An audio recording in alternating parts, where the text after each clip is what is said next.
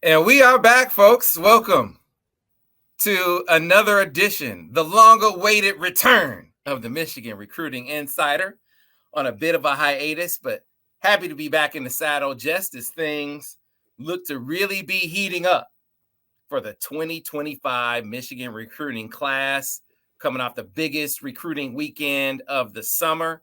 They called it Victor's Weekend, and they are scoring a number of commitments from it already. A number of commitments look to be on the horizon. We are going to reflect and we're going to project, and we're going to do it with the best crew in the land. Love these dudes. They are great at what they do. Amazing integrity, amazing accuracy, and just flat good dudes. Yeah, I mean, there's just a dearth of good dudes doing what we do these days. But I'm happy to say that these are two great dudes, starting off with the man in the box to my right, now Daddy Brice. Daddy Brice, how you doing? Oh, God. Well, that's because I had a kid, everyone. No. I just want to clarify that might have came off a little different, but yeah, I had a kid. I'm not doing that, but you have someone calling you daddy now. That's not your wife, but it's your kid now too. There you go. Right, kid. I appreciate it. That's why I might be looking a little sleepy, but it's all good. Hey man, life changes. It changes. Yeah. The grind changes when you have a kid. So, and you're a girl dad too. So girl dad. Yeah, Dad. So here's just to let you know what I hear. Boys are harder to start. Girls are harder later. So you got it easy now, Brice. But down the line, man. Why would you tell me that? I don't need to know that. I'm just telling you to enjoy it while you can. Enjoy it. All right. I mean, we got producer Ben in the background. He'll tell you. They don't get easier. So, but we have Mr. Steve Lorenz with us as well. And I think I saw Boop walking around. Was that Boop I saw walking around? Yeah, she's already, it took 2 seconds. She hasn't been in this room in hours, and she already popped in. So probably won't be the last time. She's probably more anxious to do this again than I was. So, I'm sure we'll be seeing her a few times here. So, yeah. So, look, glad to be back. And we're going to get the regular pacing to it. We're going to get a regular day to it. Brice is going to be hosting a number of these. And you guys will see producer Ben from time to time. But you will definitely see his contributions a lot as we're going to add more visual elements to the show as well. But guys, a lot to talk about with a condensed time to really talk about it. And we'll start off, Brice, just looking back at what was Victor's Weekend. I mean, the entire month of June across the country is a huge visit month, right? Before they get into a dead period. But Michigan sort of made this weekend be the weekend where they had a number of top targets and a number of commitments both on campus at the same time. Yeah, and they set this up on purpose. Victor's Weekend, I think they've now done this a couple years in a row. And honestly, going into this weekend, I think they were around the 50th range in recruiting class, and they've already shot up to in the top 15 of the country. So they've made a lot of progress. They've landed a lot of quality players. They're not just landing players, they're landing quality players and guys at position of need. So I know we're going to talk about several of them, but overall, I would say this was a huge success.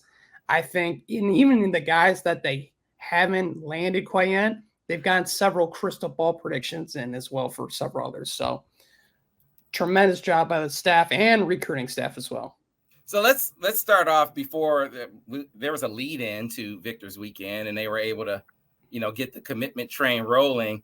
And a guy who was under the radar as far as the rankings are concerned, but you look at his offer list, and Jasper Parker's offer list is super impressive.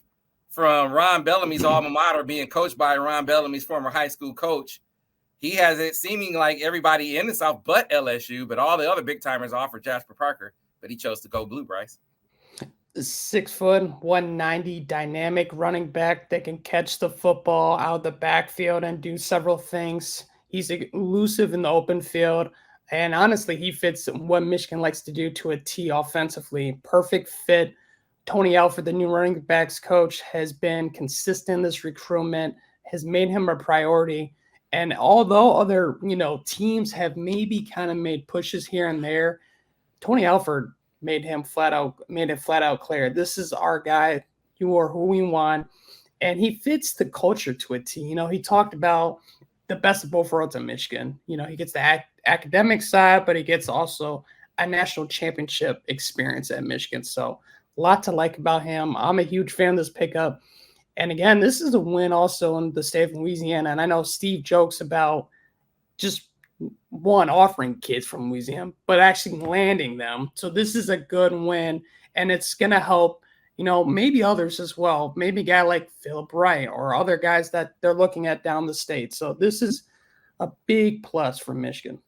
Well, it was definitely a big plus in helping land one of his teammates, a 6'3", 185-pound receiver also from Marrero Archbishop Shaw, Jacob Washington, a guy who rangy, I think is the way that you describe him. But I think that he answered some questions about his speed. I can't remember which UA camp he went to, one of those Southern UA camps, and he ran a 4.54 laser. So he's a guy who people question, can he really run? And he can. And I think he's a guy who you're going to see his speed as he fills out physically, because he's a lanky guy at this point. He's going to be a guy who I think you see his speed get even better, but he fits a profile that they need in this receiver room. And we saw it in them going out and getting Amarion Walker back, another Louisiana guy. You need some size in that room. They have a bunch of 5'11" to 6'1" guys, but who can be that jump ball, that post up, that, just out physical a guy from a height standpoint receiver? Jacob Washington will give them some of that. And, again, people look at, well, where is LSU? But I look at the fact that he had Florida State, he had Penn State, Ole Miss, who, is not shy about receivers and had their share of really good ones. They beat some quality competition for Jacob Washington. And he's a guy, and this is important when you're putting together a class, he's a guy that I think is comfortable being put in an incubator. I think he knows, this is going to be a big developmental season for him.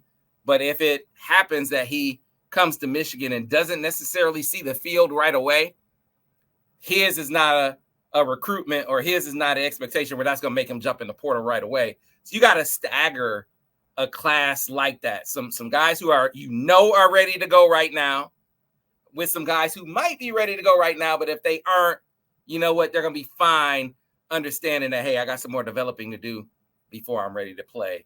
I think that's Jacob Washington. But Steve, hey, you look at this past weekend, Jacob Washington was one that popped. Another that popped was a kid that I first saw back between his 8th grade and freshman year in high school, then at Detroit Catholic Central, Kaden Strayhorn. I didn't think there's any chance in the world. As impressive as he looked, and Michigan was all over him, it's like there's no way they're going to get this guy. He's going to Michigan State to follow in his dad's footsteps. Lo and behold, about 3 years later, that guy's going blue. Yeah, pretty crazy, right? Yeah, because I remember the early onset. He was at DCC, right? That's where he started at, was Catholic Central, before he went to IMG Academy. Yeah, no, I mean, we kind of wrote it off as eventually being a Michigan State guy. And actually, even after the coaching change, you still kind of think, okay, Michigan State will get a second chance here under a new staff to make a big impression. I mean, his dad's literally the analyst on their radio calls. I mean, this is not just a guy who used to play for Michigan State. This is like somebody that Michigan State fans listen to every single weekend during the season, right? So yeah, even when Smith was hired in, my thought was kind of like, okay, well, maybe they'll get a chance to take a second swing here. But it doesn't sound like he really ever considered Michigan State as much as what maybe people thought he did, or at least for the last, 12 to 18 months or so. Yeah, Michigan basically had two center prospects on their board. They had Alo Faituli, the kid out of Bishop Gorman, and Kaden Strayhorn. And SJ, the Bishop Gorman kid, he's still really looking around, Miami, other schools. I think Oregon is still kind of sniffing around there. I do think NIL is a little bit of a factor in that one. And Michigan liked Kaden Strayhorn enough to move in on him and not wait things out with SJ, and so nice pickup, very passionate kid about the program already. We've seen him on social media really trying to work other guys, get other guys in the fold. And I'd say this is 2 straight cycles they've taken a guy they seem to want at center, right? I think we think Jake Guarnero will probably project the center for Michigan as well down the road. So, obviously a priority for them to solidify that position. But yeah, a guy that at the end of the day was more than good enough for them to move on now rather than wait and see what SJ was going to do with his recruitment. So, yeah. Yeah, Steve, just to lean into that a little bit more, I mean, Kaden Strayhorn, he had everybody. He had Bama. He had Ohio State. He had a gaudy offer list. I mean, the talk up out of Michigan in Michigan State circles is that this is a bit of concession, that they knew they weren't going to get him, so they didn't try very hard. I don't know. I wonder if you believe that. They need offensive linemen like badly, like recruiting wise. Like I feel like their numbers are pretty iffy up front on the offensive line, and to have a borderline 4-star. I mean, he officially visited Ohio State 2 weeks ago. I mean, let's not act like none of these other bigger, because that was one of the other things was, well, how hard are some of these other bigger schools really recruiting him? You don't officially host a kid unless you have interest in that prospect, right? And so the fact that, the Michigan State angle was kind of weird, given, like I said, their numbers seem pretty low. It feels like they need guys there. How you would not try to recruit a kid whose dad is tied so closely to the program. That was kind of the other, that's like, again, it's like you had their fans and stuff kind of, which again, to be fair, he's talked it up quite a bit since, like I saw the meme, I don't know if it's still up there, of him and Samaj Morgan talking about them winning 49-0, Michigan winning 49-0. And my dad went there and, maybe I'll go blue now, like kind of talking crap, but still it's like I kind of wonder how the family feels, where it's kind of like, it's just kind of it is a very weird dynamic there. So, but it's, but I guess if you're a Michigan State fan, like fans have, you can do and say whatever you want as a fan. I guess you're going to try to make it sound like it's nothing to lose out on something like that. But it's just really hard to think that they wouldn't have, even behind the scenes, maybe pushing a little bit, to try to change his mind or whatever, props to his dad though, too. Yeah. Right. I mean, you gotta like, again, we're not talking about a random alum. Like we're talking about a guy who's deeply connected still. So for them to be able to step back and, listen to the radio call for the game last year. I mean, those guys were struggling, so for him and for the whole family to take a step back and kind of let him make a decision on his own. Yeah, that's the meme right there. It's like he's posting that, so of course it's going to get their fans all riled up. But for the family to take a step back and kind of let him, make that decision, because again, I mean, haven't we seen in the past where maybe it's an Ohio kid who maybe Ohio State won't take, Michigan wants, but Michigan State wants them, so they split the difference and go to Michigan State because, Ohio kid who hates Michigan's never going to play for Michigan, but they can't go to Ohio State. I'll just go to Michigan State instead. You wonder, he could have done the same thing and played for Ohio State, who's still looking for an interior lineman, but he didn't. He ends up at Michigan. So, yeah, nice pickup. Perception-wise, it's kind of, a little bit of a feather in Michigan's cap there, too, to win that one. But it also, like I said, good football player. The last thing I'd say, the message was, he's a kid who loves football, which, again, we know that's a prerequisite for Michigan. Like the kids who, like, their phrase is love ball. They love ball. They love the game. And they thought he was a good fit the entire time. So, again, more than just an in-state kid with connections. I mean, he checked off a lot of the other boxes Michigan's looking for with their offensive line prospects. Yeah, physical, athletic, nasty. Like, he brings all those traits to the table. I commend his dad. I mean, his dad said all those years ago, hey, man, I'll let my son go where he wants to go. And then they're taking pictures, and here he is with the block M in the background. I was like, man. But, Brice, to turn it back over to you, I want to talk about Donovan Johnson. But just to weigh in on this one more time, if I'm Michigan State, I just want to stop this from becoming a pattern. Because remember, Avery Gatch's parents went to Michigan State too.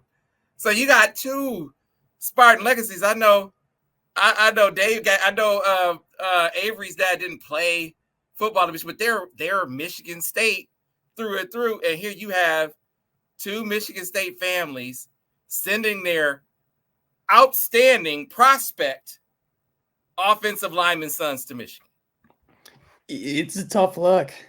I don't know how else to chalk it up other than it's a tough look. And honestly, and I don't want to put more salt in the wound for Michigan State fans, but Michigan also looks pretty good for another legacy guy from Michigan State, and Gregory Patrick from Portage Northern. Right. And that's right.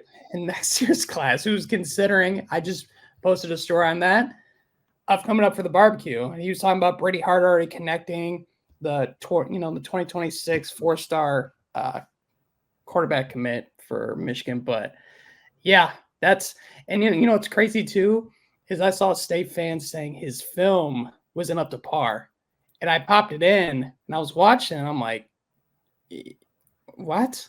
It's like, I'm like, I think he can play. I think he'll be just fine in Michigan.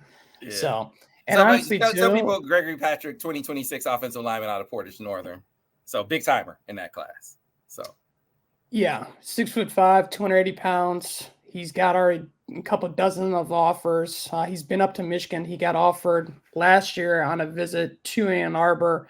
The coaching staff loves him. Grant Newsome actually had stopped by his school during the spring evaluation period. He's already started to form a relationship with him as well as in Sharon Moore, the head coach. So they love him a lot. That's a guy hoping they get up for the barbecue. And again, that's another Michigan State legacy guy that you kind of, as a State fan, you're hoping and praying like these should just kind of be layups at this point. But that's not the case. Not the case. So Donovan Johnson, Brice, this was a guy, another IMG guy. So there's like an IMG thing developing, right? And a guy who was once ranked among the elite running backs in the country. Injury kind of obviously affected that. But he decides last weekend to go blue. What about Donovan Johnson? Probably, in my opinion, and I don't know if you guys agree, the most interesting commit in this class thus far, because he's the biggest unknown of all the guys committed.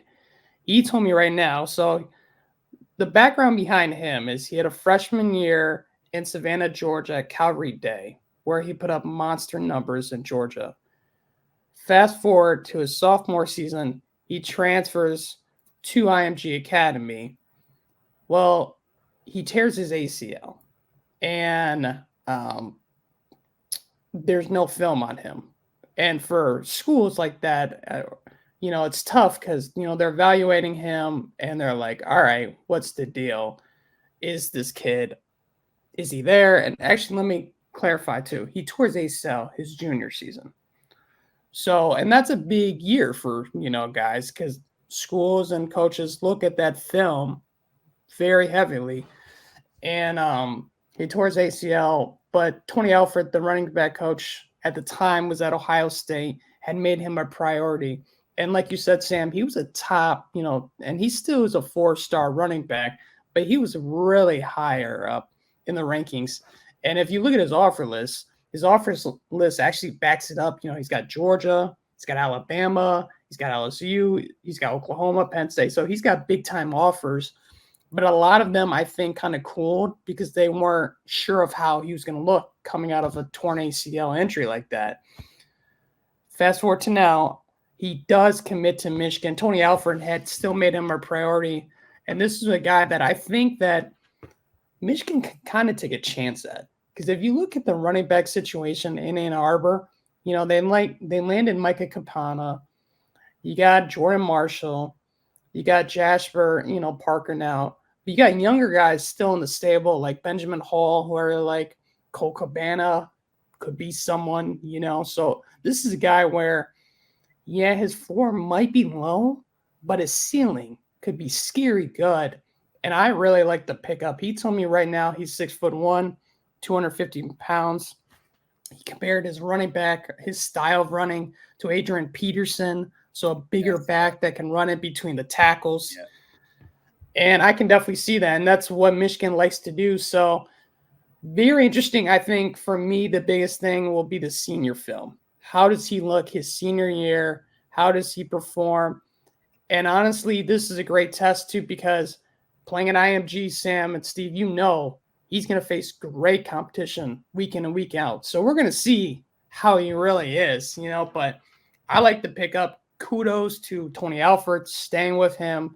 And this is a guy that he trusts in. And we always talk about those evaluations Michigan does, and they always kind of knock it out the park with. This will be one of those real tests for this new staff to see how he was. Yeah, a couple of notes there.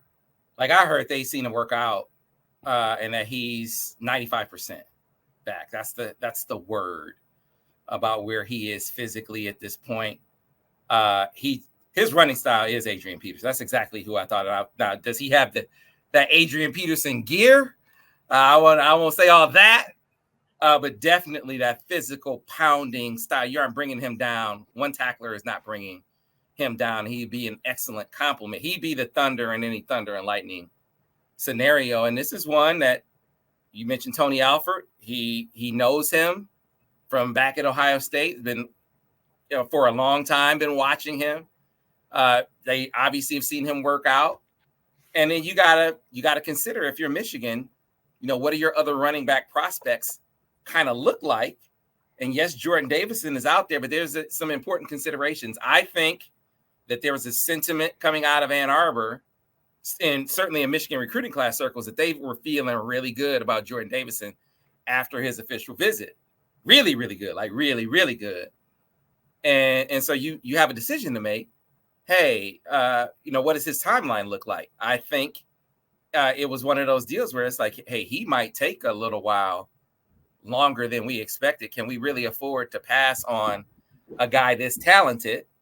No, we don't want to. Well, hey, guys, what if we have a third back who wants to come? Will you guys have a problem? Jasper Parker won't have a problem.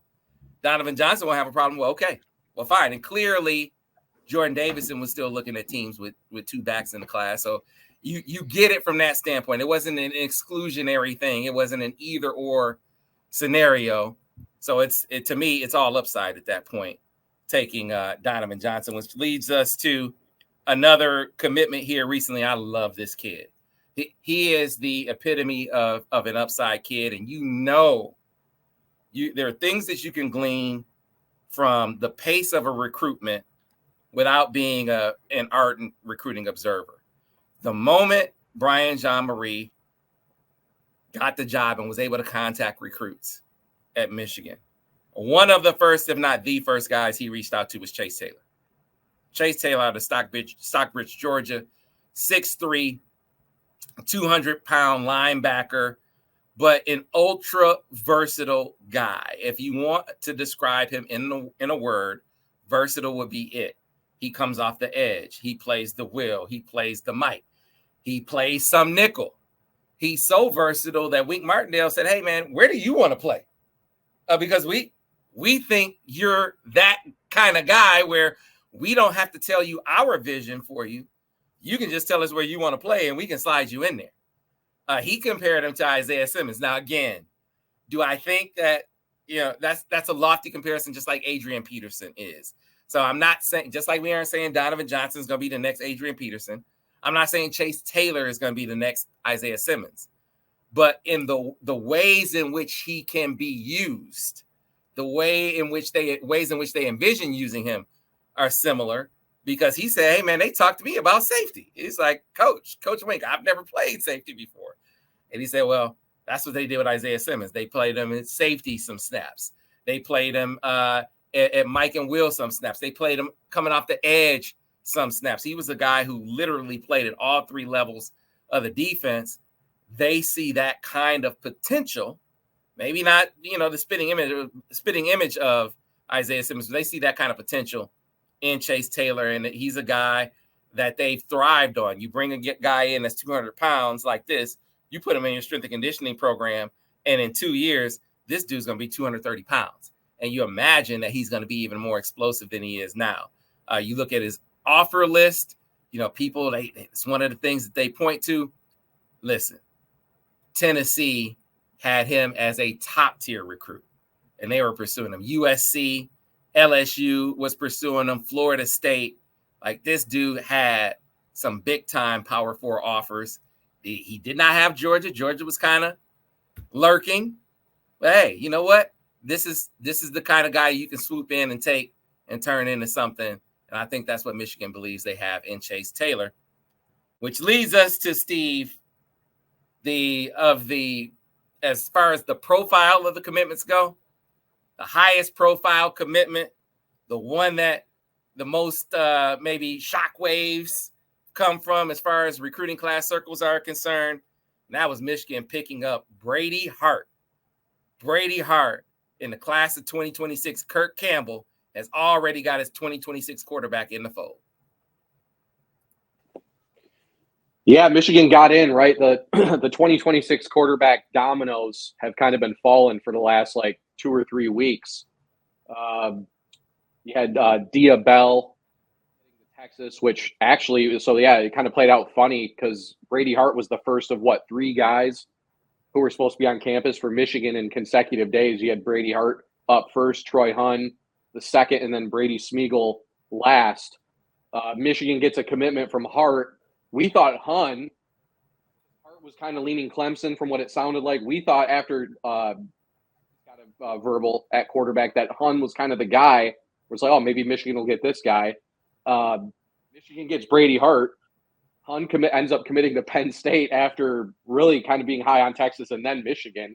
And then Smeagol commits to Florida State 2 days after he was supposed to visit Michigan. So a good debate on our board about those 3 specifically, because I think Michigan realistically could have landed all 3 if they had pushed for each of either of those 3. Clearly, they must have liked Brady Hart the most. I don't think it was something where they just took the first guy. If that was the case, they would have waited all 3 guys and then gone from there, right? So, hard not to love what Brady Hart adds to the fold. Quietly, a guy that can move. I think that's a trait of his that's underrated immediately because he does have a nice, good arm, good pop in his arm, can make a lot of the types of throws you want to see a guy making at the high school level. And already another guy where kind of one of the tangents here is already very visible leadership role perception-wise for Michigan. Brice has already posted a couple articles of some 2026 kids who are more enamored, I think, with Michigan than they maybe were before. Can't say enough. I mean, it's one thing to land a 4-star quarterback. It's another thing for a 4-star quarterback, talent-rich area. I mean, I think one of his receivers was committed to Ohio State at one point, Boggs, who he'll end up somewhere in the SEC, I believe. But to have him as your first commitment in the class the June before his junior year is really, really big. And again, I think we'll see him be more active, recruits and stuff, probably the most active since JJ was in 21, right? Because a lot of the other guys, you think about who they didn't take one in 23. They got both their guys in 22 relatively late, right? I mean, I know Orgy especially was super late in the cycle. And then Carter Smith has done it. He hasn't been as publicly aggressive, but he's definitely trying, he's definitely working some guys and building relationships. But Brady Hart's the most visible quarterback commitment they've had since JJ, and the most talented for sure, in my opinion. I mean, I don't think it's, at least at this point in his career, I think is the most talented high school prospect they picked up at quarterback. So, yeah, he checks every box you'd want out of a pre-junior year quarterback commitment. Yeah, and Steve kind of hit on it, Brice. I mean, this is how you build an epic class. You get your quarterback committed super early, and that's how it's been in Michigan history. Whether it was JJ, it wasn't quite as early as Brady Hart, of course, but still some time left in his, I think it was in March or April of his junior year. So he had some time to really recruit. Drew Henson, almost 30 years ago, he commits in his junior year, and Michigan doesn't take a quarterback. He has 2 years to recruit guys, and he helped put together the number 1 class in the country with Dave Terrell and Marquise Walker and Justin Fargas and all those guys, Victor Hobson. I mean, it was a loaded class that he had time. Larry Foote, he had time to help put it together for the better part of a year. And that's what they've just done with Brady Hart. And like you said, like Steve said, he's been super active already. Yeah, and for me, honestly, first thing when I thought of the pickup was think about the job that Kirk Campbell has done since arriving or getting the promotion to quarterbacks coach and now OC. I mean, he's literally flipped that quarterback's room to probably one of the biggest strengths on this football team the next few years. You're going to have Jaden Davis, who is a top 100 quarterback that many at one time was the number one player in the country long ago. Carter Smith, who was the Gatorade Player of the Year in Florida. And now you got Brady Hart, who's really young for his age, was a first-year starter, led Coco to a 14-1 record, and threw for 41 touchdowns. Like, you can't really ask for a better start and future outlook of a position room than what Kirk Campbell has assembled there. But yeah, Steve has kind of already hit on those points, and you as well, Sam. He's going to be the flag carrier of this class. And he's already talked about it to me and others that he's going to take a pride in recruiting from Michigan. He's talked about the culture in Michigan and Sharon Moore and the vision that this offense and program still has under his leadership. And he's not wasting time. He's talked to Javan Mallory, who's a top 247 running back in the state of Florida already, trying to get him up for the barbecue. Like we already talked about, Gregory Patrick, and state offensive tackle, 4-star player in the 2026 class he's working on. And it's not even guys that he's talking to. It's just simply outside prospects that saw the shockwaves and the news broke of his commitment. And that's a big thing too sometimes. It's not even just that connection. It's just the notoriety of seeing a big-time prospect commit to your class. And that was something that I know when they got JJ, a lot of guys took note of that weren't committed or even talking to him at the time, like Donovan, like others, and that kind of corralled some others to maybe even look harder at a school like Michigan. So big time to land him at this point of his recruitment. And he's already coming back up for the barbecue, and he said he's ready to start recruiting others there as well, build that 2026 class to be the number one class in the country. And seeing how he is and his personality and just how much of a likable guy, I definitely believe in his ability to make that happen. Yeah, Steve, sort of, you touched on this, and I think it's worthy of emphasis. He said this is the guy they wanted. Like, the way they arranged the visits is telling. Like, they had Brady Hart up first. Right? And the way the recruitment played out, Kirk had offered him before he came on a visit, but it was still a little later than some of the other schools. But he was telling them all along, look, I'm going to offer you, but got to make sure that you schedule a visit to come to campus. Like, we don't want to just be in a position of collecting offers. And the kid rode with it, and his family rode with it. Like, no, we're seriously interested. And he came on the visit, and I think it was made very clear. We're recruiting a lot of guys, a lot of talented guys. And this is no disrespect to Brady Smigel, who I think is super talented, Troy Hun, who I think is talented, Jaden O'Neal, who committed to Oklahoma, was set to come on a visit as well. This is no disrespect intended to any of those guys. But I think Michigan looked at Brady Hart and saw not only his physical talent, but his physical upside. You just said, Brice, his first year as a starter, he takes his team to a state championship. So that's a distinction. He's also a year younger than those other guys as well. So as good as he is, he's further from his ceiling than all these guys got, multiple years left in high school. Make no mistake. They all have really high upsides. But I think what Michigan sees in Brady Hart is a guy who checks all the physical characteristics, who is, you see he's going to be a super recruiter for the class, a cultural fit, a personality fit, a guy who you give him a task, a recruiting task, he's going to get behind it. And, oh, by the way, man, he's just scratching the surface even more so than the other guys we're recruiting, and he didn't waste time. He goes to Ohio State. He doesn't commit on the spot, but he has a visit set up to Ohio State. He goes down there. They offer him, but he realizes on the visit, you know what? this is not for me. This is not for me. I'm going to treat the offer with their quarterback, getting pressured in the end zone in the Michigan game, right? Little tiny troll there. And I'm going to commit to Michigan while I'm still in Columbus because I know that's where I want to be. Like, he's checking every box. His name is Brady Hart, for goodness sake. Right? And he's already given it to Ohio State. This dude is giving you everything you want in the quarterback recruit. So outstanding land, an outstanding job by Kirk Campbell. And now, Brice and Steve, Kirk can focus on 2027 quarterback recruiting, which you actually have to do in this day and age. You got to start recruiting quarterbacks, especially that early, if you're going to have if you're going to be really in the mix. And Kirk is already doing that as well. Well, and they've already hosted a kid out of Carmel Catholic, Taylor. He's been on campus Brice, 9 times or something, and he's coming back again. And he's added Ohio State. I mean, he's a legit.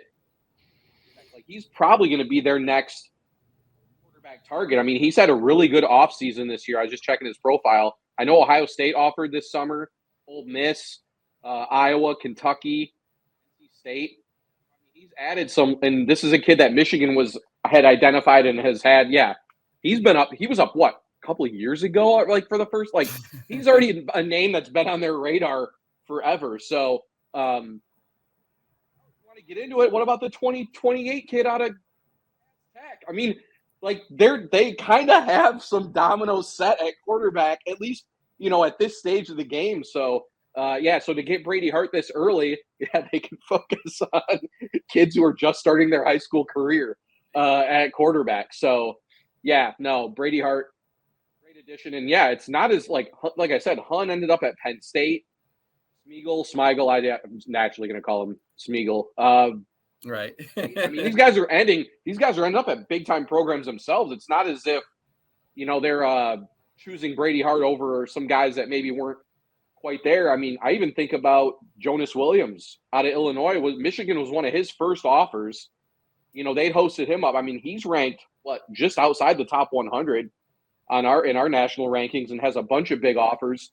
And had been to Michigan a couple times. So, I mean, for Michigan, to move in on Hart, I think it does. It says a lot about how Michigan felt about him because they did. They had legitimate, not just Power 4, but elite Power 4 conference to basically choose from in 26. Yeah, the guy I like in 27 is a guy that came up to camp, and I heard they said he was lighting it up. Brady Edmonds. Another Brady, by the way, Huntington Beach, California. He came to Michigan. He got an offer. He went to Ohio State. He got an offer. He went to Penn State. He got offered. This dude is just racking up offers everywhere he stops. And he's already 2027. He's already 6'5", 200 and can absolutely spin it. And then you mentioned in 2028. Listen, I know it seems I actually put up some stories on a couple of 2028s, and I just want to address that really, really quickly.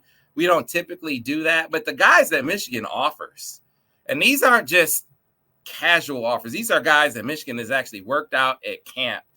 One of them is the probable quarterback at Cass Tech, Donald Tabron II. I mean, the kid's 6'3", 170 pounds. He can spin it.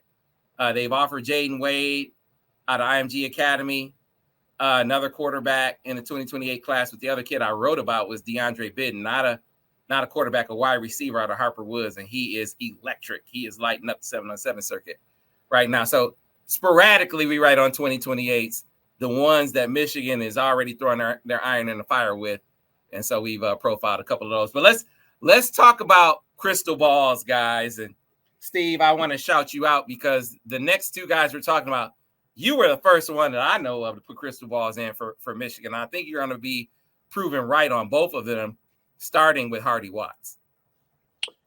Yep. So Michigan goes back to the East Coast, right? We know they've had some really big time success in the state of Massachusetts, both on the offensive line and just in general, right? And really under Harbaugh is where that started. I mean, going back to Sean McCune, Schoonmaker was Connecticut, but Zach Zinter, Mike Sainer still. I mean, Michigan's hit some jackpots in Massachusetts.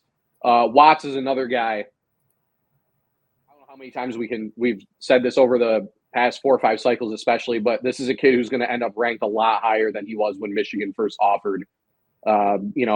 Big time player out of, I think, Brookline, which is just outside of Boston. He's making his decision on the 1st of July. It was down to Michigan, Wisconsin, Clemson. I have felt pretty good about Michigan's chances here for a while. He's really been, people on the board know the line of the board at offensive line has been very small for the last couple months or so. There's only 6 or 7 guys they're really putting any effort in with, and Watts is one of them. Probably a right tackle type. I think he's going to be, Michigan always likes to take guys that they think could play either or. I think he's definitely an either or type. But given Strayhorn, Gak, both interiors, I think Watts is a guy they'll hope will slide outside, at Michigan. But yeah, no. Clemson probably running second there. I mean, if it wasn't Michigan, which again I fully believe it's going to be Michigan. It would probably be Clemson, but Wisconsin's done a pretty good job here as well. He was up for the Victors weekend, and yeah, I mean, I put in the prediction before the weekend. Don't normally do that, but it was one that I think he had narrowed it down to 3 before the visit, and basically in checking in all 3 circles. I know there's a Clemson prediction in there. I kind of feel like that was a little premature, but checking with Wisconsin, Clemson, Michigan, I just kind of feels like Michigan has kind of been the team to beat here for probably a lot longer than we realized maybe. And yeah, I think they expect to finish it off on the 1st. Yeah, I was hearing from other people who were present during the weekend, and like you could tell, that kid and his family, they loved it. Now, he did not decide on the visit from what I'm told. And this isn't one of those things where, hey, I heard he committed and we've committed a crystal ball because I heard he committed. I heard that it was clear how much of a fit he was, how comfortable he felt, how comfortable his family felt, and that, he wanted to go home first and talk it over. I mean, to you don't want to make an emotional decision, right? Want to go over, talk it over with his family and friends. But man, the others that I talked to that were present during the weekend, I'd be shocked if Hardy Watts isn't a Wolverine. I mean, people that were there the whole time and kind of talked to him and was around him, he and his family are convinced that it's going to be Michigan. That was good enough for me. So we'll see. And his date is set, right? July 1st? Yeah, correct. Yeah, July 1st is the date for Hardy, and we'll see. But I joined Steve in putting in a crystal ball. And then, Steve, the next one you put in a crystal ball for was Andrew Olish, who Michigan has been, I mean, listen, they have been at or near the top for some time, but you've seen different contenders really kind of pop up and kind of maybe challenge Michigan's place at or near the top of that list all along. So I was a bit skittish, but you, like I said, this was another one where you were first to say, no, I think he's going blue. Yeah, and actually, if you look back, Michigan did kind of get in here a smidge later than some of the other big programs. So he's a Penn State legacy. I don't know if his dad played football. I know his dad at least went to Penn State for sure. Matter of fact, I can tell you, his dad posts on Penn State message boards from what I'm told. I mean, they're legit Penn State family. But Michigan, the staff has done a great job with both kid and family. They took the strategy. They've done it before over the years. He's the only kid they're actively recruiting at that tight end spot right now alongside Eli Owens. And they've made that clear to him for a while, that he's the only guy they would take right now at that spot, and that they're not going to do anything else until he's made a decision. I do think that strategy has paid off for the Wolverines, and credit to Steve Kasula, who's come in and done a really, really, really good job at the tight end spot. Olesh in 2025, it's been a hot topic lately. The 2026 class at tight end is absolutely stacked. There are elite tight ends both in state and out of state, and it's going to be really fascinating to see how they do next cycle. But as far as Olesh goes, yeah, I mean, I feel really good about this one, actually. I think Michigan, and I believe he's also July 1st, he's making a decision somewhere in the next week or two, I believe. And Alabama was involved for a while.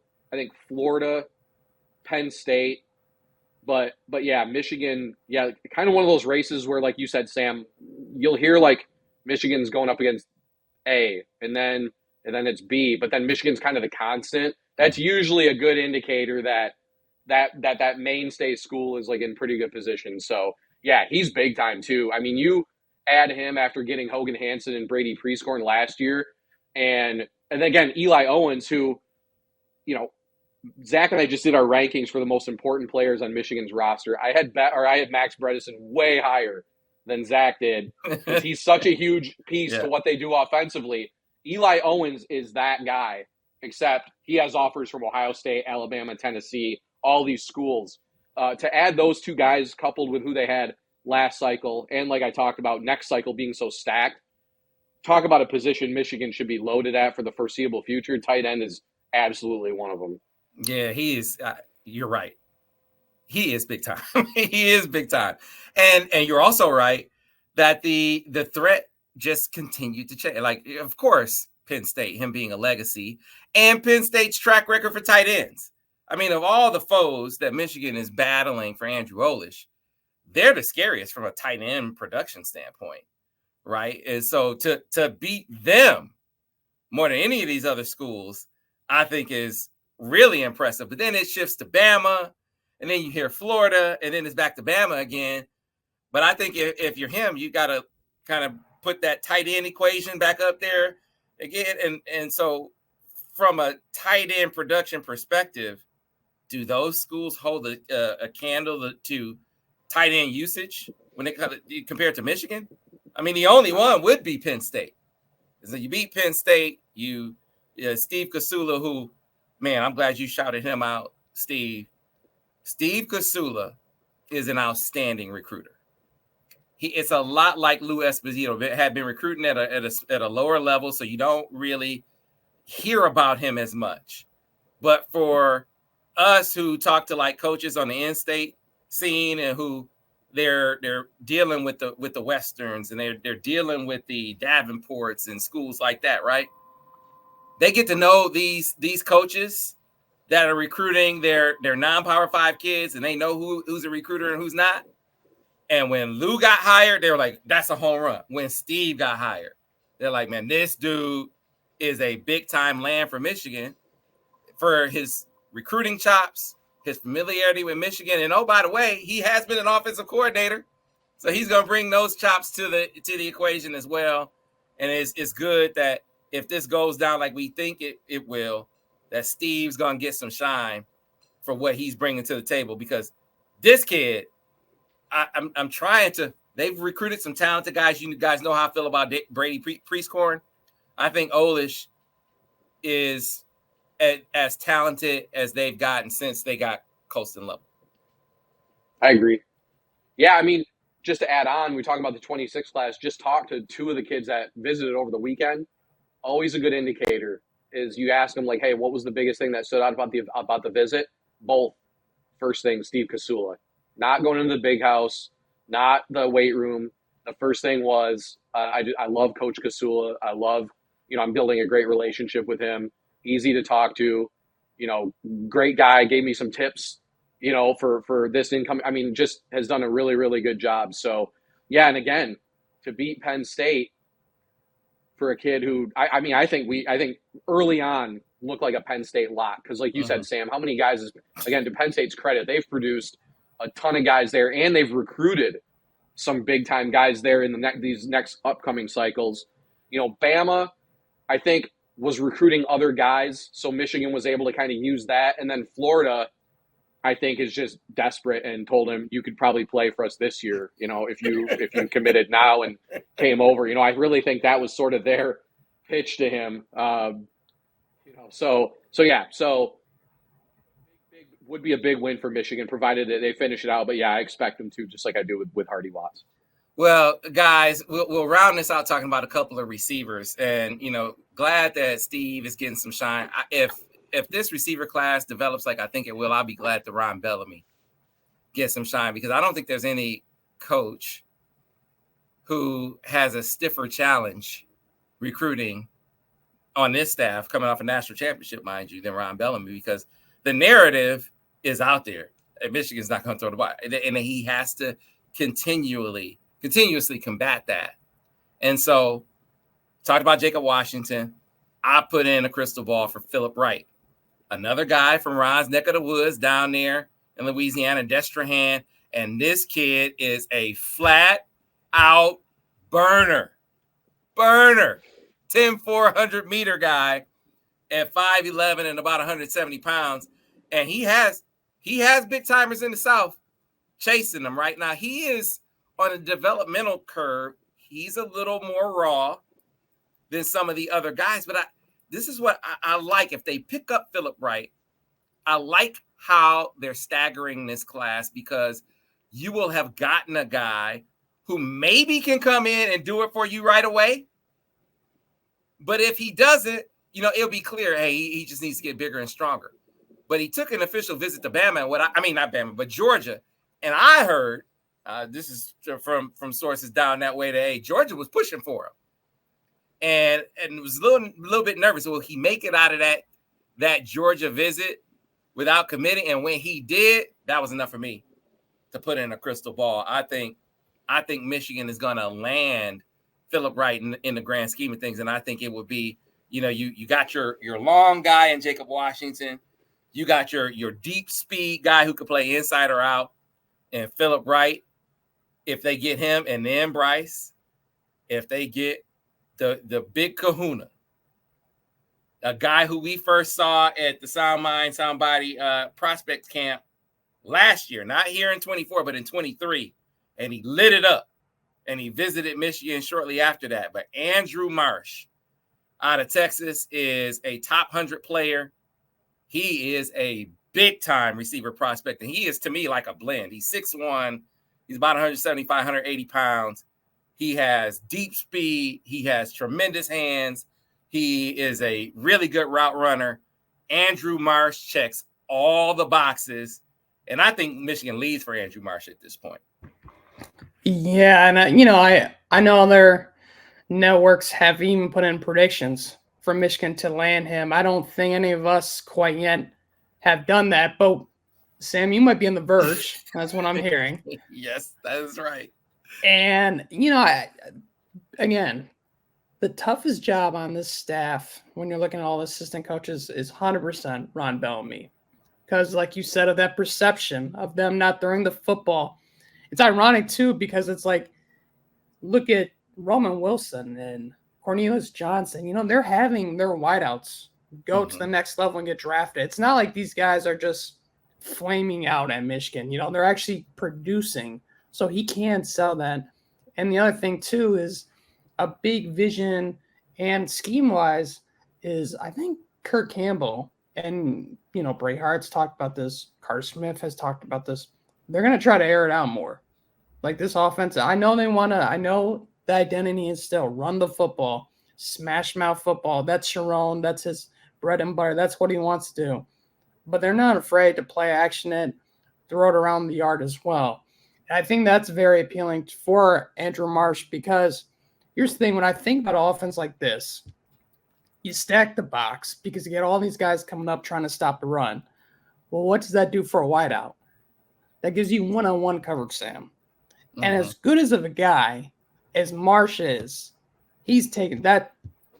That's all day, every day. That's touchdown city right there. So I think, he's a perfect fit. And the biggest, again, I hate to say it, but I was at a wedding this weekend, so I was a little in and out. I was in the UP, didn't have the greatest service, but I saw Steve. He posted this online that he was supposed to come up to Oklahoma, and he switched his plans, and he went to Michigan. And for me, when I saw that update, first thing I thought of is I think Michigan's in the driver's seat. That's because some people thought Oklahoma was in this one too for a while, and so for him to cancel that one and up to Michigan again, because he's been up to Michigan, I don't know how many times, Sam. 6. Oh my God! Right, like even more than I think we realized at first, right? Yeah. So that was huge. Cancel Oklahoma of all schools, I thought so. Yeah, listen, he visited some weeks without people even know. Like when he popped up at camp earlier this month, like nobody knew he was coming. Michigan knew, but that wasn't reported anywhere. Like he just pops up and he came up just to work out with Ron Bellamy. Like that is, so I have an interview coming up with his mom. And this is what really put me over the top. I am going to be putting in a crystal ball. So let me say that right here on the show. My only reluctance when coming out of the official visit, because you nailed it, Steve, canceling Oklahoma, I see as the biggest threat. Him canceling that visit to come back to Michigan after he was just at Michigan 2 weeks before. It was like, man, that's telling to me. And then I heard they hit it out of the park on the visit, and talking to his mom. She talked a lot about, it's like, hey, Michigan has this reputation that they don't throw the football. So we wanted to talk to them about that. And Kirk and Ron have been doing an excellent job. And I think the proof with how these receiver recruitments are trending, Quincy Porter notwithstanding, I think is proof. If Quincy Porter didn't come on the official visit, maybe if he had come on the official visit, he would have had a different impression. But these guys are getting a different impression of what Michigan is going to be as a passing offense. It really started with Derek Meadows. They had come on the unofficial visit, and they were like, we still, he was talking to his dad, Deshaun. He's like, I really didn't get a feel for how much they're going to throw the football. When they came back for the official, he was like, they knocked it out of the park with what they said they're going to be. Now, don't know what that's going to equate to in the Derek Meadows recruitment. I think they're still hanging around. They're going to continue to recruit him. But with Marsh, I think it's making a difference. And you read his mom's interview that I'm going to post. I mean, man, it'd be a dereliction of duty for me to not put in the crystal ball after doing that interview. Like, I can't not. It's like, wait a minute. What is a crystal ball if you can't put in a crystal ball after this interview, Sam? That's what people are going to be saying. Like, what are they worth if you can't put in one on this one? That's how much she really talked to Michigan. Now, my initial reluctance was he was going to be deciding in November, and that's a lot of time between an official visit and a decision. But Mom is also talking about him moving up his decision timeline. He might take some other visits in there in that span, Washington being a school that was mentioned, but he's also going to take another trip back to Michigan. Fellas, I'm like, dude, and that would be a huge land. I mean, to be able to get one of those blue chip receivers, Steve and Brice, to just get that one to kind of show the other ones like, hey, man, I'm buying it. I'm buying what they're talking about. You just need to get that one across the perch, across the threshold, and then I think it'll help them with the others. Big time. No, and I mean, this is a legit number one type receiver in the class too. I mean, pops right away on film. A guy probably properly ranked. What's he, like 65th overall, something like that? Would be a coup for Michigan to have him be sort of the headliner. 6'1". Also, that's the other thing. I don't know if people thought maybe he was another one of those like 5'11", like 5. I mean, he's 6'1". I mean, he can play pretty much any of the receiver spots that they're going to ask him to play. So, the whole narrative has been, why is Michigan wasting so much time in Texas with receivers, and why are they, blah blah blah, and it's like, this is why. It's only, it's still only June, and like Michigan was, big time credit to Ron Bellamy given the circumstances. I mean, he's hosted Derek Meadows as a 5-star. I know the Quincy Porter stuff fell through, but Michigan, if Ohio State hadn't missed on so many of their other top guys, I think Quincy Porter may have ended up at Michigan, honestly. Jerome Miles, another 5-star, is coming up in July. Taz Williams is a top target from Texas. They've done a really, really good job of getting guys up. Mm-hmm. And then not to mention Philip Wright, which with Philip Wright, I'm just worried LSU is going to circle around on that kid later, because I really think that, I mean, you turn on Philip Wright's highlights. He's got he kind of reminds me of Xavier Worthy to an extent. He's fast. He's at that 100 time you mentioned, Sam, is faster than Xavier Worthy's 100 time was at Fresno. I can't remember what high school he went to. And the second play on both their highlight films, actually, ironically, exact same route, almost identical. And it's like, man, but LSU, you mentioned they're recruiting literally the number 2, 4, and 7 receiver in the class still, But anyway, getting back to Andrew Marsh, I mean that's circumstances, and ranking in would be the biggest win for Michigan this cycle. I feel like, at least so far. We'll see if they, how they finish out. There's still going to be more big names. You got Andrew Babalola, the 5-star tackle, but we expect Michigan to recruit top 100, top 50 type players on the offensive line. To score a guy like Marsh, who's legitimately being pursued by USC, Oklahoma. I think Washington's a school that's kind of been around there for a while, but you think of USC, Oklahoma are schools that have always recruited receiver really, really well and have had historically more prolific passing attacks than Michigan over the last, 5-6 years. To get Marsh, you're getting a guy who could step in and play as a freshman, legitimately. Yeah, and that's not an exaggeration. If they get Marsh and they get Philip Wright, like we think they're going to, I think what that does is it puts Michigan in a position where this is the receiver class. And then, but you keep your iron in the fire with, you mentioned Jerome Miles and Derek Meadows. You got to keep, you can't not recruit those. Those are 5-star guys that you take whenever they want to come, no matter what. So I think you still recruit them, but and you see where the chips fall. But I think they would be if it's Jacob Washington, Philip Wright, and Andrew Marsh, I think they're hell yeah. let's go. And anything else is gravy. Could be big time gravy, but it's gravy. So, fellas, it is good to be back. When we come back next week, will we be talking about, will we be reflecting upon another commitmas?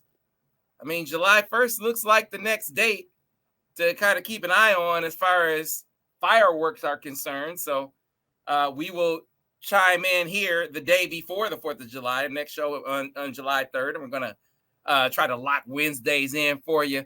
And we promise not to go away as long as we were gone this last time. Thanks for being back with us. You know where you can always find us, over on the MichiganInsider.com. A lot of great content already posted, a lot more on the way. I'm going to be posting the interview with Andrew Marsh's mom. Got some great insight from Nathaniel Usu-Boateng, who Steve did a great story on already. Talked to Ivan Taylor, who I asked Ivan Taylor, I said, man, give me your decision criteria. What's going to decide, make the decision whether you stay, whether you go to Notre Dame or you go somewhere. He said, man, I can't tell you that. That's giving away too much information. And I'm like, well, that's telling it in of itself. You can't even give me your decision criteria, right? He's really looking around after his official visit. We got that coming.